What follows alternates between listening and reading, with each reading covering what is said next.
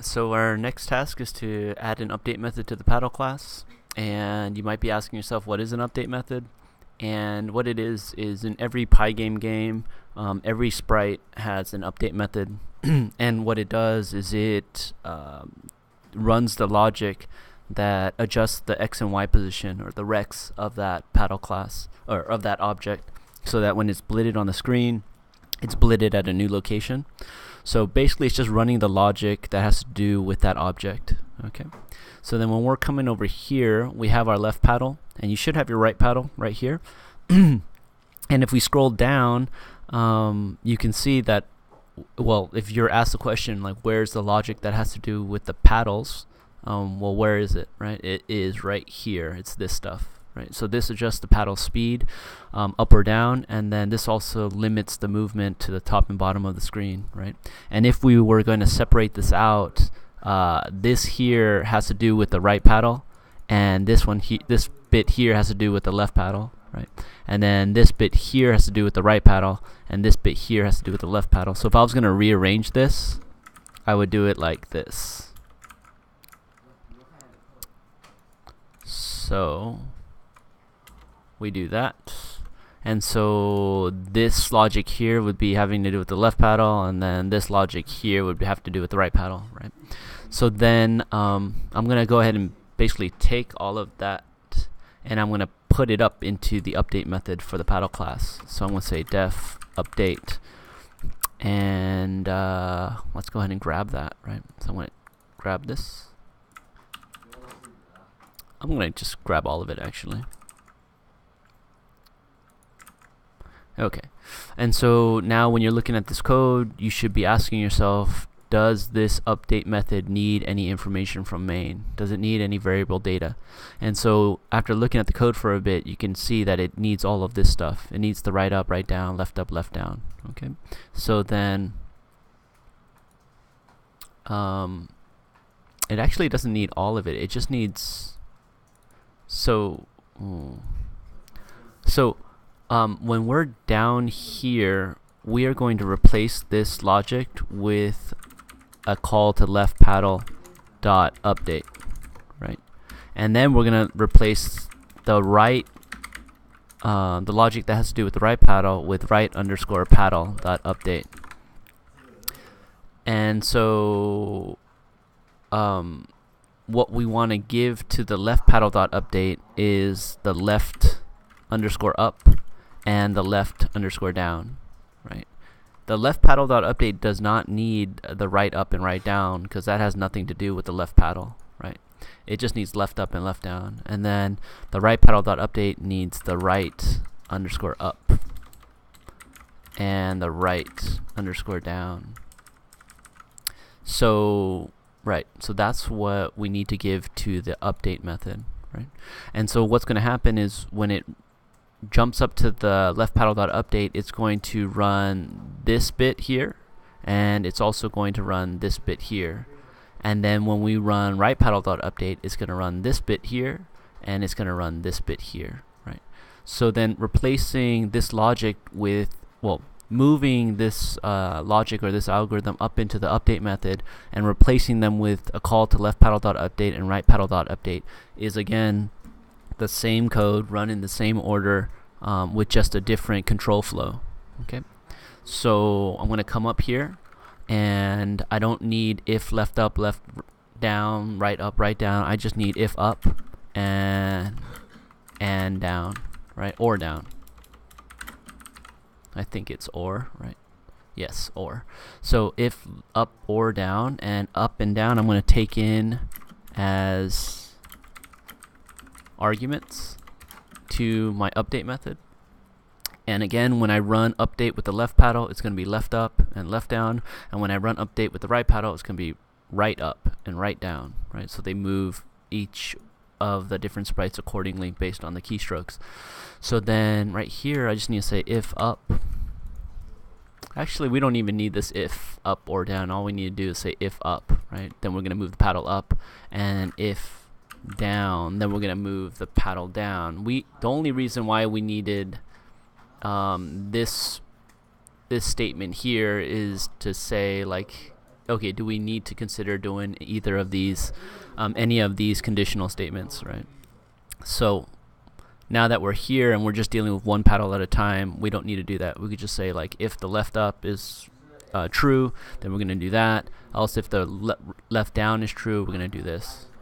So then when we're here in the method for the paddle class, we don't need to say like p2.rect, p2_rect.y, right? We have self_rect.y. And we don't have p_speed, but we have self_speed. So I'm going to replace that, and this part here I could delete because this is for the different paddles. I'm going to replace it with that. And here I'm going to replace with that. And then when we look at this is like the logic from the main, and this is to limit the motion of the left paddle, and this is to limit the motion of the right paddle, and we're going to combine this into one, right?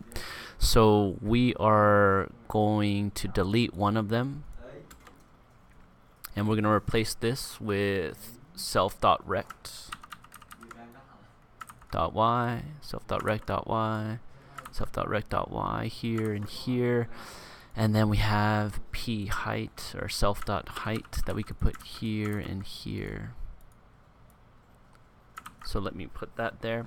And so now the way that this is set up, it's running the same code in the same order as before, just a different format. So what is it going to do? I'm just going to leave this code here, but I'm going to delete it right after I explain what's going on. This is how it ran before, and this is how it's running now. Okay, so then we make our paddles, and then we come down here, we run this algorithm here that reads in the keystrokes and set left and down, right up and down to their various values. We come here to line 88, and it runs update on the left paddle with left up and left down. So right here on line 88, it's going to jump up to line 18. Up is going to be equal to left up, down is going to be equal to left down, and self is going to be equal to the paddle, the left paddle. Okay, so then it's going to come in here, and if the up key is pressed, or if the up is equal to true, it's going to set the y to negative speed.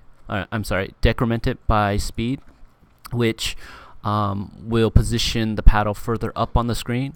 And if the down variable is set to true, then it's going to increment by speed, which will push them further. The sprite will be positioned further down on the screen.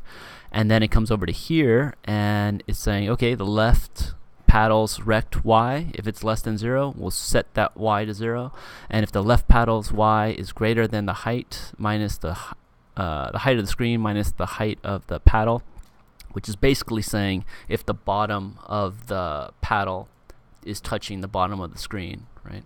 So another way that we could say this is if rect.bottom, because we have a bottom, top, left, and right on the rect as well. So we say the bottom is greater than win height, right? So that makes a little bit more sense. We don't need to make that calculation in our mind. Then we're going to say rect.bottom is equal to win_h height. Okay, so that's a little bit more readable, and yeah, power of recs, right? Okay, so then it finishes the update method. That means it's going to go back to where the update method was called, which is right here, and it's going to continue execution sequentially. So it's going to go down to line 89, and line 89 is going to say, okay, right paddle.update with right up and right down. So it's going to jump up to here. It's going to, the self is going to be equal to the right paddle, up is going to be right up, right down, and it's going to run through the same algorithm using the right up and right down and the right paddle's rect, right? So repositioning the right paddle's rect based on right up and right down. So if you take a step back and look at it, these two lines of code here are running the same instructions as we have here, just using a different methodology, and it's more efficient, right? So it might not be, you might be able to see that it's just a slightly more efficient, like looking at what we have here, the example that we have in our Pong game. But what if we had 100 paddles, right? Like, how much of a difference would it be? It grows exponentially with the more instances of the paddle class that you're dealing with, right? And so, yeah. So then us being very good, lazy programmers, we want to be as efficient as possible, right? We don't want to write all this code over and over and over again. So that's one of the reasons why the object-oriented programming model has been adopted since the 70s or 60s or so, and we still haven't let it go, right? Because it works. So we're going to go ahead and take these two method calls, right, to the different instances of the paddle, and we're going to replace this code here, which means I could delete that. Okay, so I delete all of that, and if I run it, it should run, right? But it won't, because I don't have the right paddle created yet, and also I need to adjust some of these variables here to use the paddle objects that we've created, the left paddle and the right paddle, right? But if you did and you adjusted all of these, then you will see that your game will function as it did before, except now it's using a more efficient algorithm. And by efficient, I mean less characters that you need to write. The mantra that all programmers follow is less is better, right? If you want to get kind of snooty with it, it's elegant code, right? So then the shorter your code is to do the same job means the more elegant your code is, which means the better it is, right? And so that's what we're doing here.